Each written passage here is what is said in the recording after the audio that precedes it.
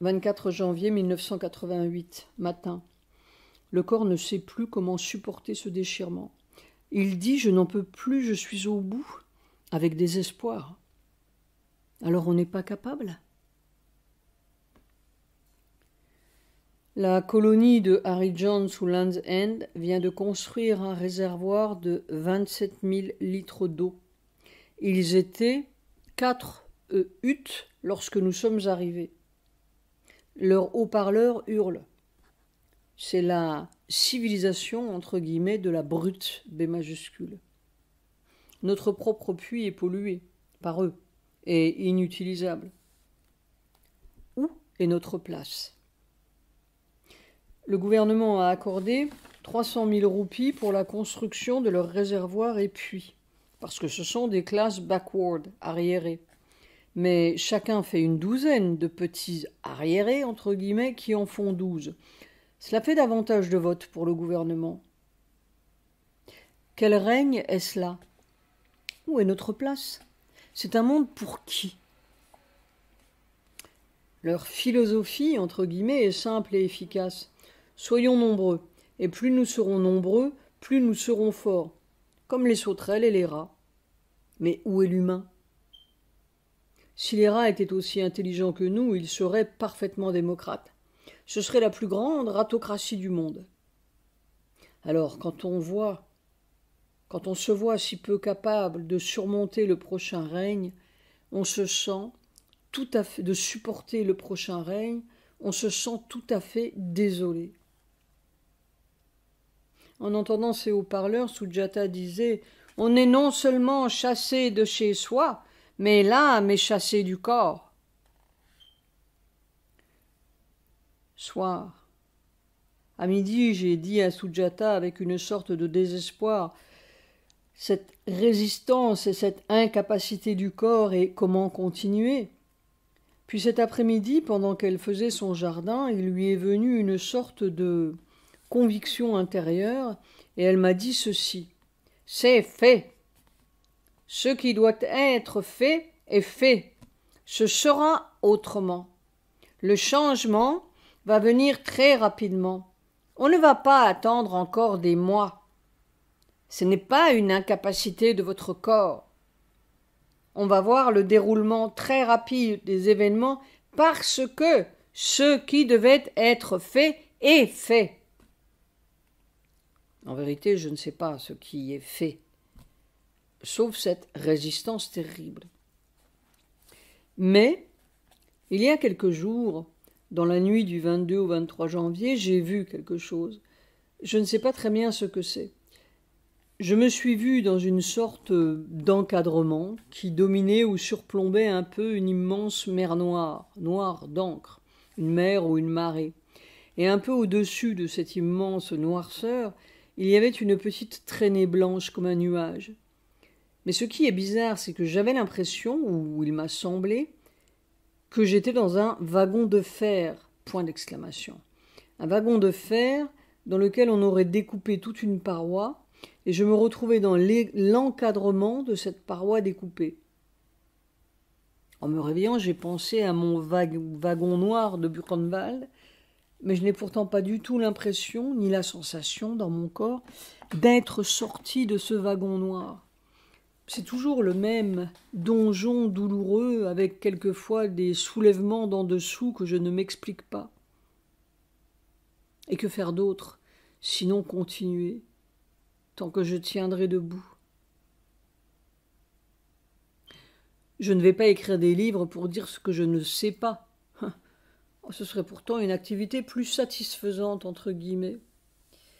Cette marée noire, c'est fait, entre guillemets. Qu'est-ce qui est fait? On ne sait rien. Nuit du 24-25 janvier 1988. Cette nuit, je revenais de Chine. Point d'exclamation entre parenthèses. Qu'est-ce que j'allais faire là-bas? Je sais pas. On a l'air de ne pas savoir beaucoup de choses que l'on sait, ou de savoir beaucoup de choses que l'on ne sait pas. L'intuition, c'est de savoir ce que l'on ne sait pas. La raison est de ne pas savoir ce que l'on sait. 26 janvier 1988, matin. Une puissance déchaînée, presque, non pas presque, forcenée, plus lourde que du plomb, qui fait craquer les vertèbres du cou, arc-boute les omoplates presque à toucher la colonne vertébrale, fait craquer les vertèbres du coccyx, craquer les os des pieds, soulève les talons et se met à marteler la terre, puis une nouvelle masse, forcenée, et ainsi de suite. Quelque chose de fou et d'implacable. Pourrait-on dire, tu laisses passer ou tu casses. Et tout le corps se tord de douleur, essayant de supporter ces masses sans casser, et ça passe. On est dans un cataclysme, mais on peut seulement se laisser broyer et tordre et secouer. Quelquefois des soulèvements de fond. Tout mon dos est meurtri et déchiré. C'est plus lourd que du plomb. Et oui, déchaîné, forcené, presque implacable. Tu laisses passer ou tu casses. On pourrait dire une tempête de puissance. Mais les tempêtes, c'est léger et irrationnel, tandis que là, c'est du plomb qui martèle et pilonne avec une sorte de volonté. J'oserais dire sauvage, mais c'est probablement divin. Le corps essaie désespérément de se laisser faire.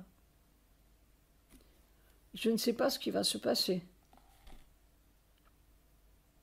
Le corps a tellement la foi que ce n'est pas lui, mais quelque chose d'autre qui doit casser. Après-midi. Il m'a fallu prendre mon courage à deux mains pour recommencer l'opération. Cet après-midi, c'était des masses lentes, écrasantes, solides comme du rocher mouvant. C'est 1000 fois la mort. Le corps n'arrêtait pas de répéter, crier « Sri Aurobindo, Sri Aurobindo, Sri Aurobindo !» Je ne sais pas où je vais. J'ai survécu. Pendant 1h05. Il vaudrait mieux ne plus rien dire jusqu'à ce que ce soit fini. 28 janvier 1988.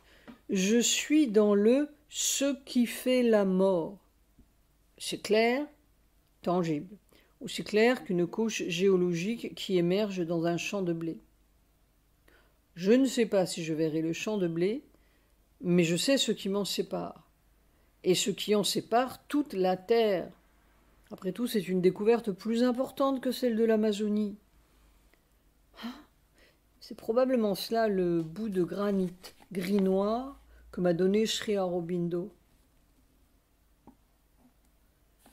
30 janvier 1988.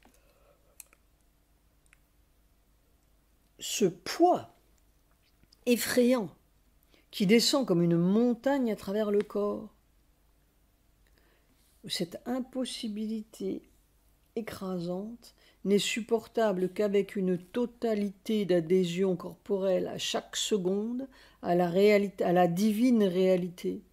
Alors l'irréalité écrasante devient autre chose qui se traverse ou qui vous traverse. C'est l'irréalité écrasante de la mort, comme une mort qui ne serait pas mortelle, mais qui pourrait vous tuer en une seconde si le corps lâchait sa totalité d'adhésion à l'autre réalité. Le corps arrive à rester à peu près immobile, comme un bloc, traversé par cette impossible chose, entre guillemets. On ne sait pas si on est traversé ou si l'on traverse. Je serais tenté de dire, c'est si impossible que l'on est sûrement sur la bonne voie, sur la bonne piste. Point d'exclamation entre parenthèses. Soit, je me demande si l'on peut traverser ce mur M majuscule sans que tout le reste du donjon terrestre en soit ébranlé. Il n'y a pas 36 murs, n'est-ce pas? Je me dis qu'un athlète aurait peut-être beaucoup plus de mal à supporter ça, parce que sa capacité animale serait beaucoup trop forte. Si mes vertèbres se sentaient fortes, elles résisteraient peut-être davantage. Il faut réellement se laisser aplatir, tout en restant debout. Mon élément le plus fort, c'était ma détresse de cette vieille vie. Si je l'avais trouvée heureuse et belle, je n'aurais jamais pu m'en sortir. Il faut d'ailleurs être un peu fou ou oblitéré pour la trouver heureuse et belle. Ah, c'est toujours par les failles que l'on progresse. Le pape doit être l'animal le plus rétif qui soit. 31 janvier 1988. Toujours ce poids, en italique, terrifiant, awesome. Le corps comme un bloc tout à fait immobile. On traverse la mort millimètre par millimètre et seconde par seconde, pendant 1h10. La mort, c'est ce granit gris-noir compact. Soir. Cette nuit, 30-31, j'ai rencontré le grand Tantrique, des meubles rouges foncés, somptueux et solides. Je ne voulais pas de son aide. Il m'a dit, avec une sorte de déception, comme s'il ne pouvait pas me toucher, entre guillemets, « Il y a toujours cette vibration longue avec vous. » J'ai pensé à cette grande onde, qui pour moi est le ressac de l'infini de Sri Aurobindo. Je l'entends constamment et physiquement dans ma chambre. Et je ne sais pas pourquoi ce grand tantrique avait pris l'apparence de Claude Brun, ou bien il y avait une similitude dans la vibration ou une relation quelconque entre eux, point d'interrogation. Je ne voyais pas vraiment cet être qui était le grand tantrique, mais c'est sa vibration que je percevais. Et j'avais l'impression que cela se situait dans un pays comme l'Afghanistan, mais un Afghanistan d'autrefois. Ah, zut! C'est curieux comme toutes ces histoires ont l'air presque fantasmagoriques à côté de cette formidable réalité pourtant incompréhensible. Février. Chronologie des événements. 2 février, Pérou. Un glissement de terrain dans la province de Huánuco fait plus de 30 morts. 6 février, Sri Lanka. Le contingent militaire indien dans le nord de l'île est renforcé de 15 000 hommes. 7 février, Brésil. Des pluies diluviennes dans l'état de Rio de Janeiro font plus de 250 victimes. France. Une marée noire causée par un pétrolier atteint les côtes bretonnes. 8 février, Suisse. Commencé le 13 septembre 1983, le percement du tunnel de 27 km de circonférence de l'accélérateur LEP du CERN est achevé. Les premières expériences devraient pouvoir avoir lieu en 1989. 10 février, Soudan. Dans le sud du pays, plus de 300 000 personnes sont menacées par la famine. Les débats à Addis Abeba sur l'envoi de secours aux populations civiles ont pris fin sans résultat. 11 février, Afghanistan.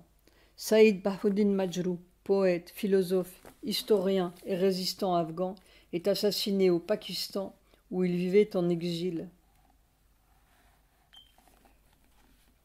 13 février, RFA. Selon un porte-parole américain, quelques 80 000 documents archivés au centre de des documents de Berlin et portant sur de hauts dignitaires nazis ont été volés ces dernières années. 20 février, Brésil. Plus de 250 personnes sont mortes à la suite des inondations qui viennent d'avoir lieu dans l'ensemble de l'État de Rio de Janeiro. 21 février, URSS. En Arménie, la population manifeste pour protester contre la construction d'une nouvelle usine chimique au nord d'Erevan. 23 février, Brésil. Selon un bilan définitif, 198 personnes sont mortes et plus de 12 000 ont été hospitalisées au cours du carnaval de Rio de Janeiro. 24 février, Afrique du Sud. Le gouvernement interdit les activités politiques des 17 plus grandes organisations noires et blanches opposées à l'apartheid. 25 février, l'URSS, Tchécoslovaquie, RDA. L'armée soviétique commence à retirer de ses bases en Tchécoslovaquie et en Allemagne de l'Est les missiles tactiques opérationnels SS-12 et SS-23, annoncent des porte-paroles de Prague et Berlin-Est. 28 février, URSS. Des troubles éclatent à Sumgait, important centre industriel en République soviétique d'Azerbaïdjan. Les violences étaient provoquées par des Azéris qui avaient dû fuir l'Arménie. 29 février, Iran-Irak. La guerre des villes reprend. 2 missiles sont tombés sur Bagdad, faisant de nombreux morts. L'aviation irakienne bombarde Téhéran. 1er février 1988. Je touche à pleine main et à vif la cruauté du système, C majuscule, S majuscule. Il faut, mais je ne sais pas quoi, pour ne pas défaillir. Il faut tout accepter. Mon âme n'a jamais traversé un si profond désespoir. Même dans les camps, même à Rameshwaram. Cette inexorable négation de tout. Tout ce chemin pour arriver là. Rien ne sera jamais acquis ni fait tant que ce donjon ne sera pas renversé. Mais si j'avais su cela quand j'ai commencé le yoga, il y a quelque 34 ans, je serais parti directement en Sibérie. La réalité de la tâche vous est dévoilée peu à peu. Et Sri Aurobindo disait qu'il aurait été moins enthousiaste. 2 février 1988. Je suis comme un bateau désemparé. 3 février 1988. Comme un pilier de foudre solide qui descend lentement, lentement, sans arrêt. 4 février 1988. Ça devient si périlleux.